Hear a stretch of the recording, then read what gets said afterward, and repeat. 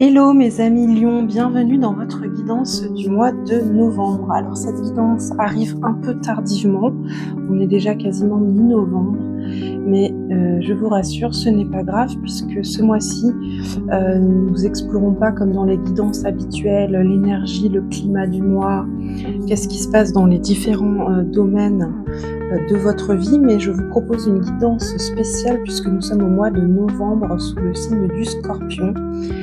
J'avais envie d'explorer un petit peu notre part d'ombre.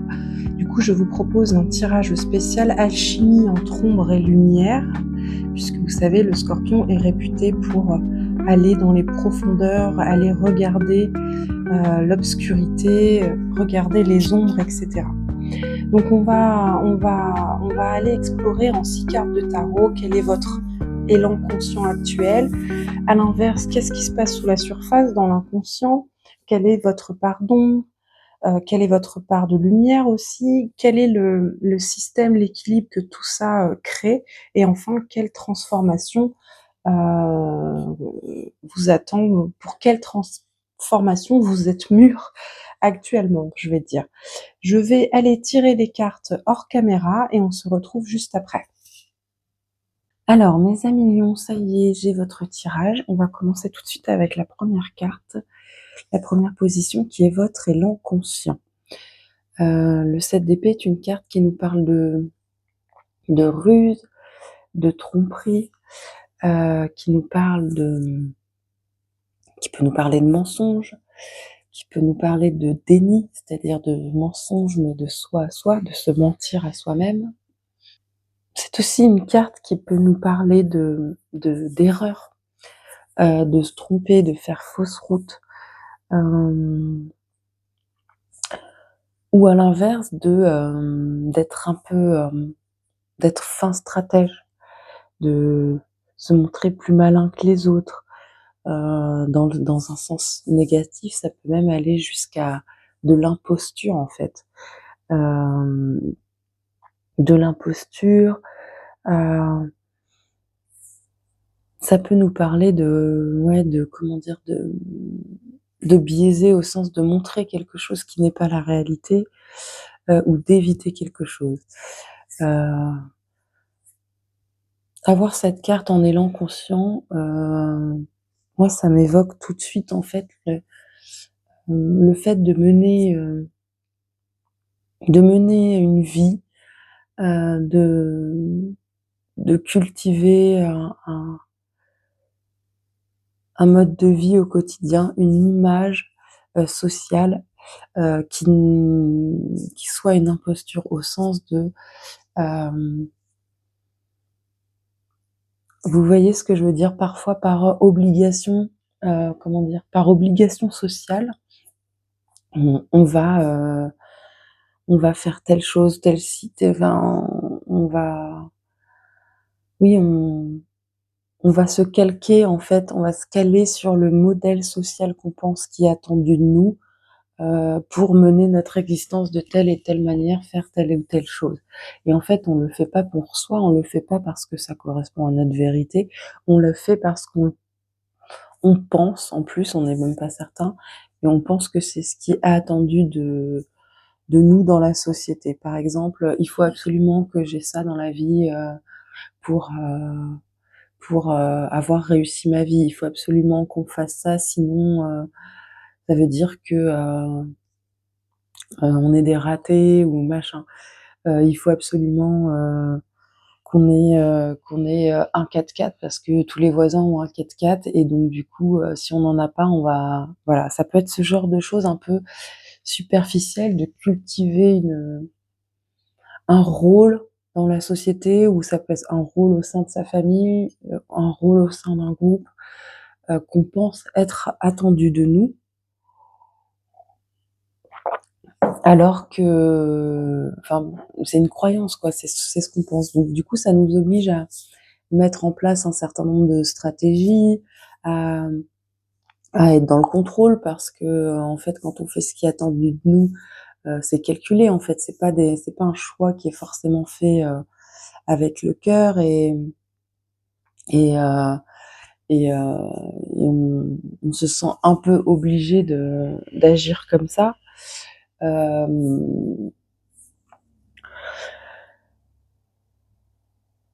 Ça, c'est une des possibilités, c'est une des choses possibles. Est-ce qu'actuellement vous mettez votre énergie en fait à faire en sorte que tout, voilà, de correspondre à un certain rôle. Là, on voit bien ce personnage qui tient ses épées, qui s'en va avec ses épées. Il regarde vers l'avenir, il regarde ce 6 de coupe, ce 4 d'épée, ce 6 de coupe. Ce qui est intéressant là, dans ce tirage-là en particulier, c'est qu'on a vraiment ce personnage sur ce 7 d'épée qui a l'air quand même de porter un certain poids. Ces 5 épées là sur les épaules, elles pèsent un peu lourd.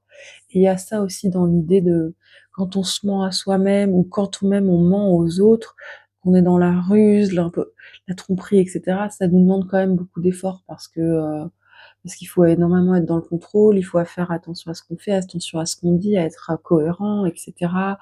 Voilà, c'est toute une stratégie pour être dans le mensonge, la manipulation, etc.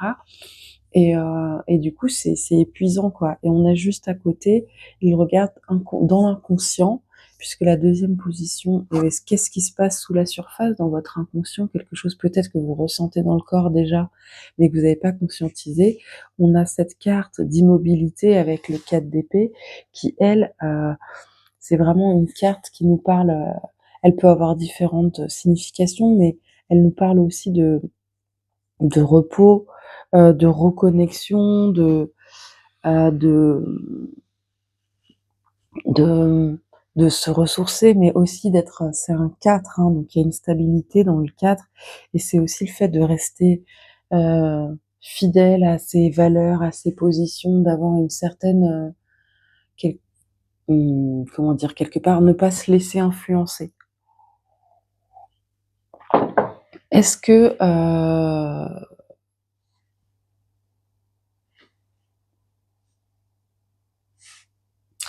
j'ai le sentiment pour votre tirage à millions, et c'est rare que j'interprète les cartes. C'est pas tout, en tout cas, c'est pas si courant que ça que j'interprète les cartes comme ça. En tout cas, dans les guidances générales. Mais là, je le sens quand même assez comme ça, parce que vous avez ça dans l'inconscient. Vous avez, voilà, soit vraiment besoin de vous reposer, de vous ressourcer, de vous reconnecter, soit inconsciemment, vous sentez que vous avez besoin de rester ferme avec vos convictions, vos valeurs, ce que vous pensez, et vous avez quelqu'un dans votre entourage qui vous manipule, qui essaie de vous amener là où il veut vous emmener, quitte à pas toujours être honnête, à parfois être dans la mauvaise foi.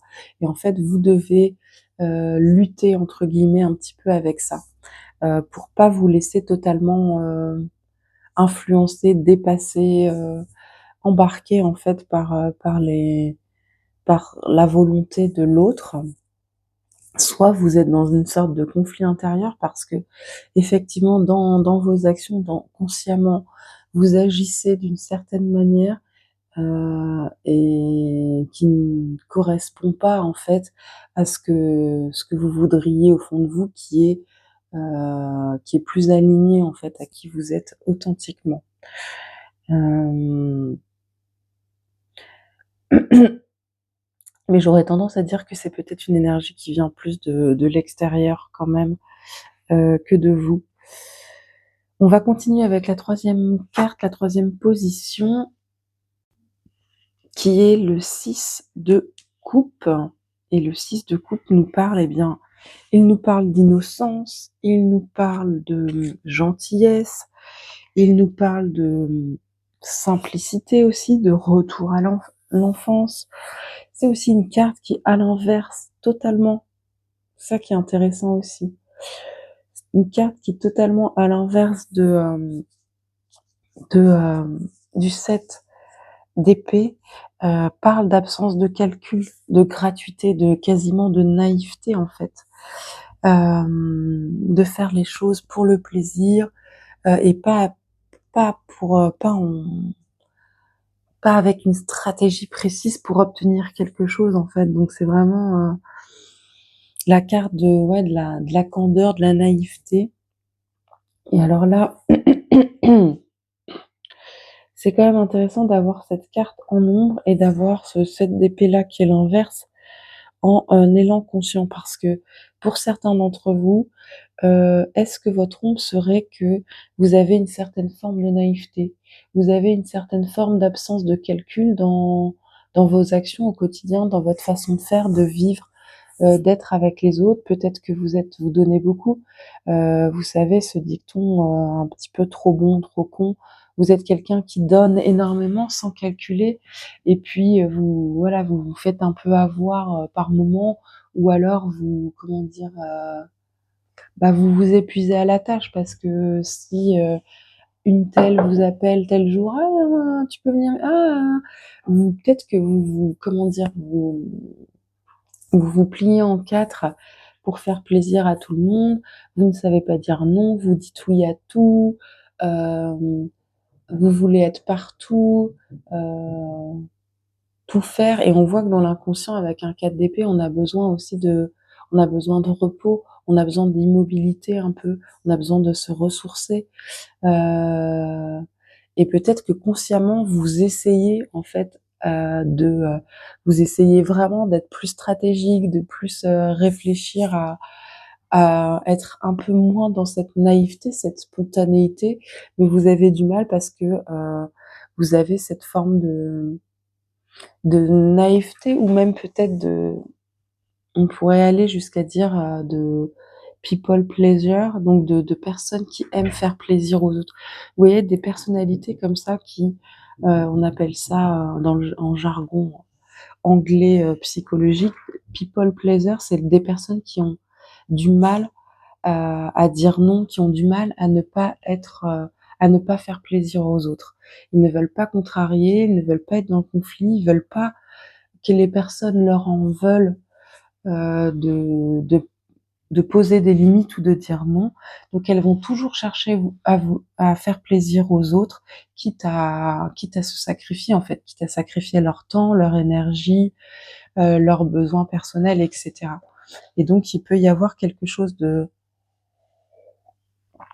cet ordre-là chez vous, puisqu'on est dans votre pardon, et ça peut être intéressant d'aller questionner, mais pourquoi en fait j'ai autant besoin de faire plaisir aux autres? Est-ce que j'ai l'impression que si je fais pas ça, je vais pas être aimée, je vais pas être appréciée, je vais pas être reconnue par les autres? Est-ce que c'est parce que j'ai besoin justement d'avoir une importance particulière et de me rendre indispensable? Si oui, d'où ça vient ces choses-là? Est-ce que c'est lié à mon éducation, à ma dynamique familiale? Quelle était ma place dans ma fratrie, dans mon enfance? Est-ce que j'avais un besoin comme ça particulier de plaire à mes parents, à mes frères et sœurs, etc. Ça peut être intéressant de se poser la question d'où vient cette forme voilà, de peut-être difficulté aussi à dire non, à poser des limites. Ok, on continue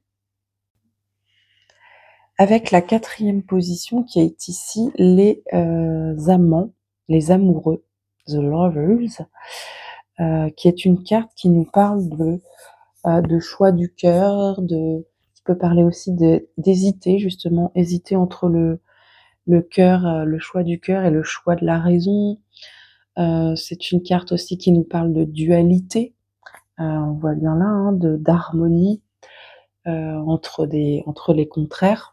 Et ce qui vous sauve, hein, quand même, par rapport à cette part d'ombre, de naïveté, de candeur, etc., c'est que quand même, en fait, in fine, à terme, dans une situation, dans vos choix de vie, peut-être en tout cas au moins dans les choix de vie les plus importants, vous arrivez toujours à finir par écouter votre cœur et aller dans la direction que votre cœur vous indique.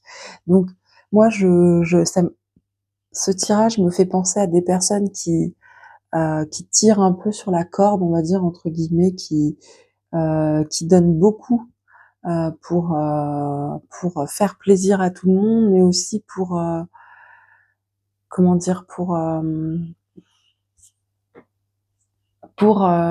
faire en sorte que le quotidien soit rempli de beaucoup de choses, et quitte à ce que ça soit un peu euh, un peu fatigant et qu'il faille mettre en place un certain nombre de stratégies, mais in fine, vous arrivez quand même à suivre votre cœur. Ça veut dire que quand même ce que vous faites, ça vous nourrit, et c'est pas gratuit, c'est pas du sacrifice. Euh, donc c'est très bien, parce que voilà, on n'est pas justement, on n'est pas dans un don de soi ici qui va à l'encontre de ce que nous on désire pour nous. Ok, on continue avec la 5e position ici, qui est la tempérance. Alors, à noter d'ailleurs que vous avez quand même sur un tirage de 6 cartes 3 arcanes majeures, donc c'est un tirage quand même assez puissant. 2 épées, une coupe, donc du mental, un peu d'émotionnel, pas du tout de bâton. Vous qui êtes un signe de feu, lion, pas du tout de bâton associé à l'élément feu. Donc on n'est pas dans du désir, de la passion, de l'action en cette période, en tout cas pas dans cette thématique-là, d'alchimie, ombre et lumière, et pas du tout non plus de denier. Donc là, il n'y a pas du tout non plus d'ancrage dans la matière, dans cette guidance. Quel est l'équilibre entre tout ça? Vous avez la tempérance. Donc l'équilibre entre tout ça, eh ben, c'est justement d'être capable de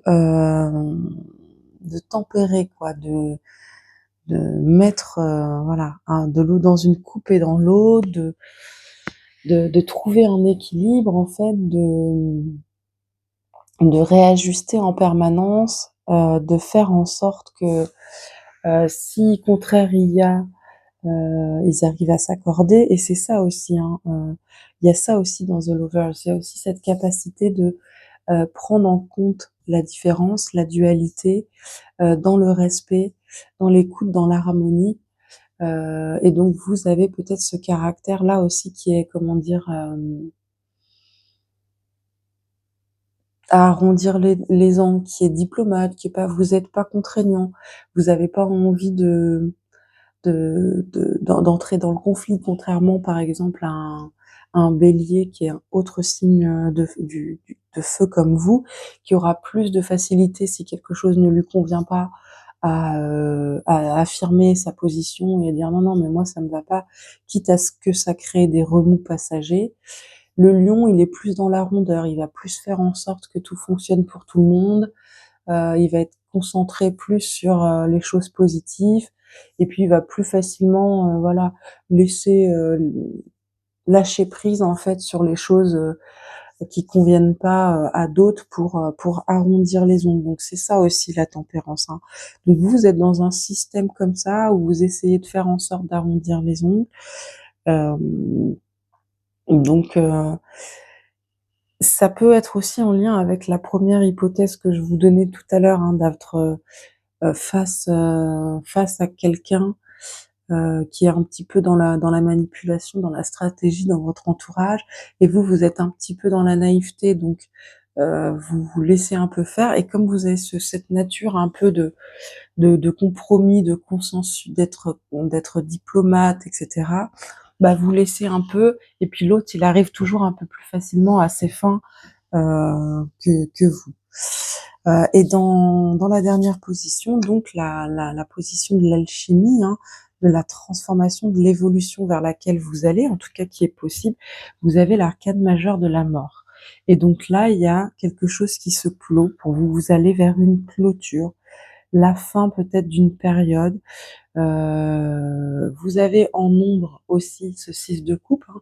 Donc pour certains d'entre vous, c'est peut-être clôturer quelque chose du passé, une blessure du passé, une blessure qui peut remonter loin, à l'enfance, quelque chose de vécu dans l'enfance, une relation à ses parents, à sa famille aussi, euh, ou tout simplement avec cette histoire d'ombre où vous pourriez être dans une un peu comme je disais tout à l'heure, people pleaser, c'est-à-dire vouloir toujours trop faire plaisir à tout le monde, pas être en capacité de poser des limites et de savoir dire non par moment, et ben peut-être que c'est un travail que vous êtes en train de mener et que du coup vous clôturez justement une période de votre vie où c'est des choses que vous n'arriviez pas à faire et vous allez renaître sous une nouvelle version, plus capable de dire non par moment, plus capable de poser des limites, plus capable de s'écouter aussi.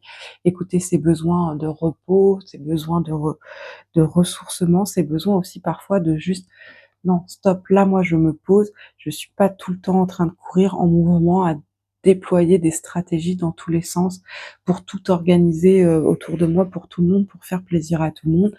Je me pose dans mon canapé avec un bon livre et je souffle». Et ça peut, cet arcane majeur de la mort là en possibilité d'évolution, ça peut être cette prise de conscience là et cette volonté de faire un peu différemment et d'être en capacité à l'avenir de davantage poser ses limites et davantage s'écouter soi aussi. Voilà mes amis lions, je vais vous tirer une petite carte du tarot des anges pour aller vous chercher un petit message supplémentaire avant de terminer cette guidance.